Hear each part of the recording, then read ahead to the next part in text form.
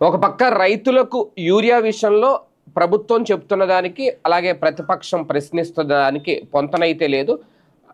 రైతులకు యూరియా ఇచ్చే విధంగా కూడా ఒక అసమర్థ ప్రభుత్వం సిద్ధంగా లేకపోవడం కారణం ఏంటి అనే దాని మీద రైతులకు యూరియాని ఇవ్వలేనంత అధ్వానంగా ప్రభుత్వాన్ని నడుపుతున్నారా అంటూ తాజాగా ఎక్స్ వేదికగా వైఎస్ జగన్మోహన్ రెడ్డి ప్రశ్నించారు.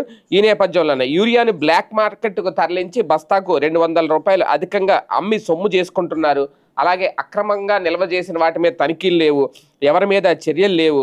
గతంలో వైసీపీ హయాంలో మార్కెట్ ధర కంటే 50 రూపాయలు తక్కువకే అందించామని గుర్తు చేశారు. ఈ నేపథ్యంలోనే ఈ నెల 9వ తేదీన రాష్ట్ర వ్యాప్తంగా నిరసనలు చేయబోతున్నాము, అన్ని రెవెన్యూ డివిజన్ల వద్ద నిరసన చేపట్టబోతోంది వైఎస్ఆర్సీపీ ఆధ్వర్యంలో అనేది తాజాగా ఒక పిలుపునైతే ఇచ్చారు.